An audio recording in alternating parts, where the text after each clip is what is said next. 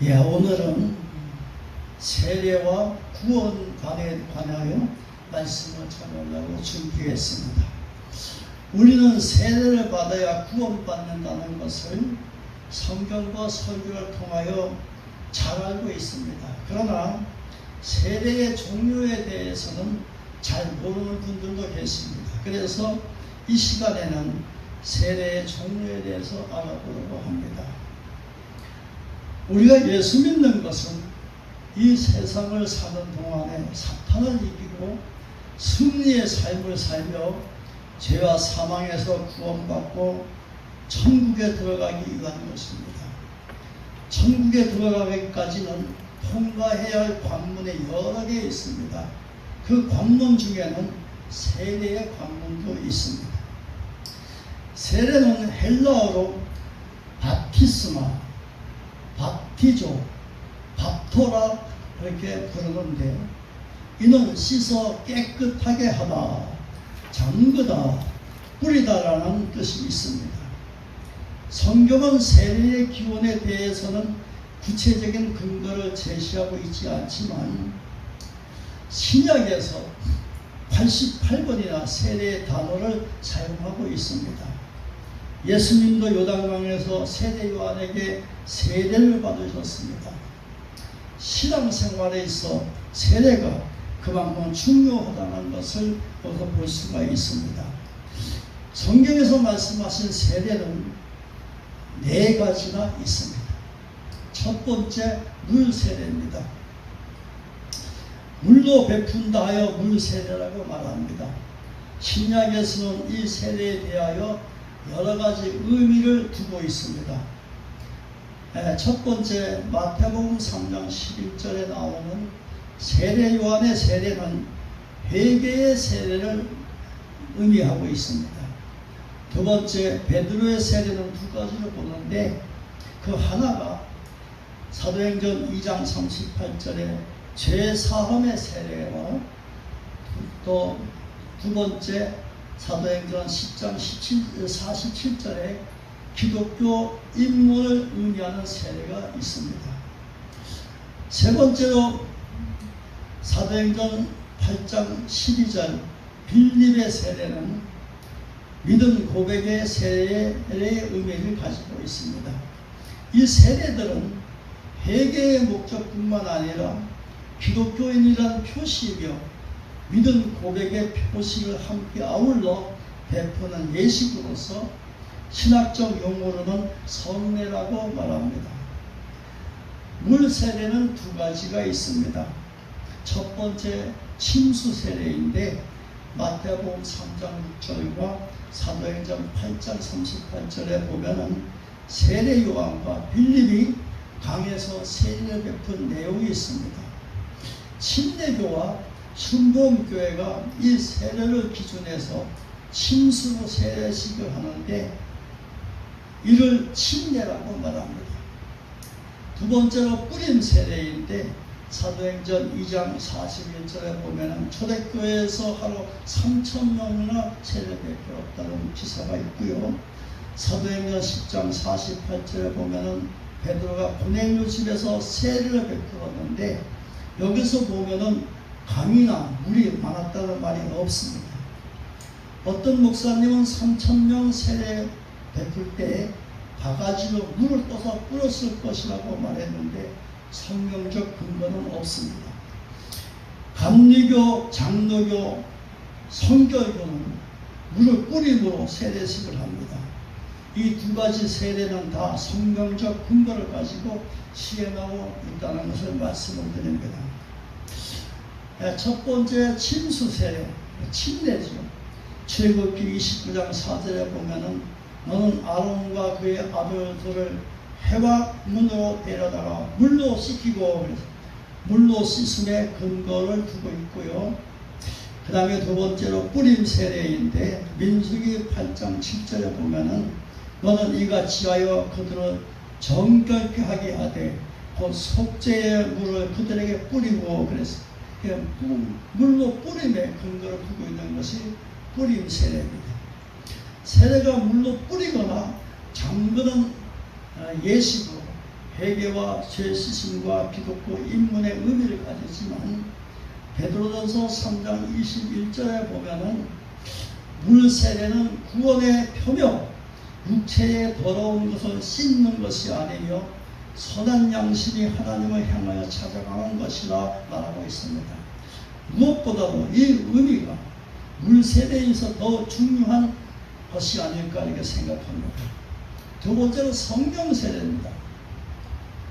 성령 세례는 성부, 성자, 성령 삼위일체 중 성령을 받는 것으로 곧 하나님의 영을 받는 세례입니다. 이 세례는 예수님 승천 이후부터 받게 되었습니다. 사도행전 1장 4절 5절에서 보면은 예수께서 승천하시기 직전에 제자들에게 마지막 말씀을 하십니다. 예루살렘을 떠나지 말고 내게 들은 하나님의 약속을 기다리라. 요한은 물로 세례를 베풀었으나 너희는 먼 날에 못 뛰어 성령으로 세례를 받을 것이다. 예수님의 이 말씀대로 제자들은 예수님 승천 후 10일 만에 모두 성령 세례를 받습니다. 성령 세례는 물 세례와는 달리 어떤 의식이 필요 없습니다. 사도행전 2장 38절에 보면은 회개하고 믿는 자가 받는 것으로 되어 있습니다. 그리고 요한복음 3장 5절에서 보면은 성령 세례도 물 세례와 같이 신앙에 있어서 가장 중요한 천국에 들어가는 것과 관계가 있음을 말씀하고 있습니다. 물 세례는 아무런 증거가 없습니다. 그러나 성령 세례는 성령 받는 증거가 몸에 특별한 징조로 나타나게 됩니다. 그것이 이제 사도행전 2장 4절, 10장 46절, 19장 6절에 보면 방언이라는 게 나오고요.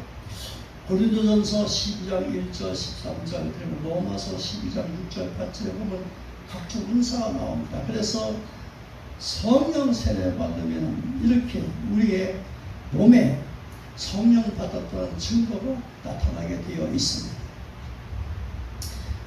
디도서 3장 5절 7절에서 보면 성령 세례를 베풀게 된 이러한 이유들이 나오고, 그 다음에 이러한 징조들은 물 세례의 불완전한 확신을 완전케 하고자 하는 데 있다고 말씀합니다. 우리가 천국 가려면 물 세례는 물론 성령 세례도 반드시 받아야 됩니다. 요한복음 3장 5절에 말씀하시기를 사람의 물과 성령으로 나지 아니하면 하나님의 나라에 들어갈 수 없느니라 말씀하셨습니다. 여기서 난다는 것은 거듭남을 말하는 것으로 물과 성령으로 난다는 것으로 볼 수가 있는데 그 세례를 의미하는 말씀입니다. 이 말씀에서 물 세례, 성령 세례를 받아야 천국 들어간다는 걸 확실히 하고 있습니다. 세 번째로 고난의 세례입니다. 고난의 세례는 예수님과 함께 십자가에 죽는 것을 의미합니다. 마가복음 10장 38절에서 보면은 예수께서 이르시되 너희는 너희가 구하는 것을 알지 못하는도다. 내가 마시는 잔을 너희가 마실 수 있으며 내가 받는 세례를 너희가 받을 수 있느냐 이렇게 말씀하셨는데, 여기서 마시는 잔은 십자가의 고난을 받는 세례는 십자가의 죽음을 의미하는 말씀입니다. 로마서 6장 3절에 보면 무릇 그리스도 예수와 합하여 세례를 받는 우리는 그의 죽으심과 합하여 세례를 받는 줄을 알지 못하느냐. 8절에 보면은 만일 우리가 그리스도와 함께 죽었으면 또한 그와 함께 살 줄을 믿노니 이렇게 말씀했습니다. 사도 바울이 이렇게 말하는 것은 죽어야 사는 법칙이 고난의 세례라는 것을 이렇게 말하고 있는 것입니다. 바울은 갈라디아서 5장 24절에서 사람이 자기의 정욕을 죽이는 것이 곧 십자가에서 죽으신 예수님의 죽음이라고 말하며, 자기는 고린도전서 15장 31절에서 날마다 죽는다고 말했습니다.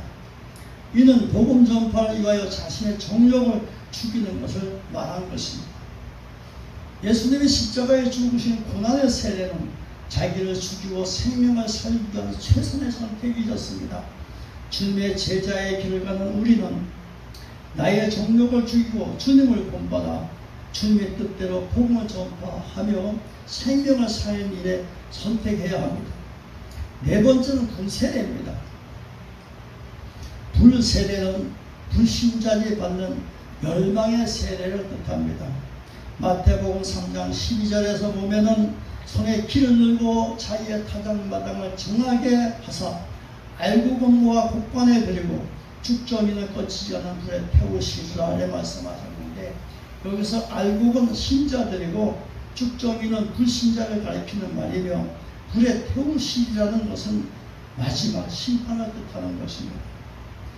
베드로후서 3장 6절 7절에서 보면은 이로 말미암아 그때의 세상은 물이 넘침으로 멸망하였으되 이제 하늘과 땅은 그 동일한 말씀으로 불살기 위하여 보호하신 바 되어 경건하지 아니한 사람들의 심판과 멸망의 날까지 보존하여 두신 것이니라 말씀하셨습니다. 노아 때에는 물 심판으로 멸망했고 이제는 동일한 멸망으로 불심판으로 멸망하신다는 말씀입니다. 오늘 성령 세례를 불세례와 동일하게 여기는 가르침이 있어서 특별히 주의해야 된다고 말씀을 드립니다. 불세례와 성령 세례는 단어의 뜻이 다를 뿐더러 성격 자체가 전혀 다릅니다. 성령 세례는 하나님의 영이 임하는 것이고 불세례는 하나님의 불이 태우는 곳으로 임하는 것이기 때문에 그렇습니다. 어떤 목사님은 성령이 불이라고 주장하는데 본문 11절에서 보면은 그는 성령과 불로 너에게 세례를 베푸실 것이요 이렇게 말씀하시므로 성령과 불이 다르다는 것을 분명히 하고 있습니다. 성령과 불은 두 개의 단어입니다. 성령 세례와 불 세례를 합쳐서 성령과 불로 세례를 베푸신다고 말씀하신 겁니다. 그렇기 때문에 성령의 불이라는 주장은 잘못된 것입니다. 사도행전 2장 3절에서 보면은 마치 불의 혀처럼 갈라지는 것들이 그들에게 보여 각 사람 위에 하나씩 임하여 있더니 여기서 불의 혀처럼으로써 기술함으로써 성령의 불이 아니라는 것을 분명히 하고 있습니다. 성경에는 불이 성령이라는 단어가 없습니다. 불은 창세기 19장 24절 25절과 마태복음 3장 12절에서 심판으로 말씀하고 있습니다. 이처럼 불세례는 마지막 날 심판 때 불신자들에게 내려지는 심판의 세례인 겁니다. 히브리서 12장 29절에 보면은 하나님은 소멸하는 불이시니라 이렇게 말씀하셨는데 하나님은 소멸 즉 태우시는 불이 맞습니다. 하나님의 불이 내림은 성령이 아니고 심판입니다. 어떤 목사님은 불 받으라 그렇게 외치는데 이는 성령을 불이라고 착각한 것입니다. 불이 하나님이신데 불 받으라는 말은 하나님을 받으라는 것으로 이는 하나님을 물건으로 여기는 불교인 죄를 짓는 것입니다. 정말로 하나님의 불을 받으면 다 죽습니다. 성경에는 성령 받으라는 말씀은 있어도 불 받으라는 말씀은 없습니다.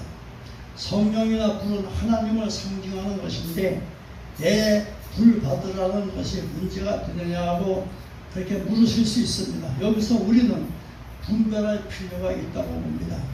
성령은 우리의 연약함을 돕기 위해 하나님이 보내신 예수님의 영이고 불은 이 세상 말세에 불신자를 심판하기 위하여 임하시는 하나님의 영이시기 때문에 전혀 다른 것입니다.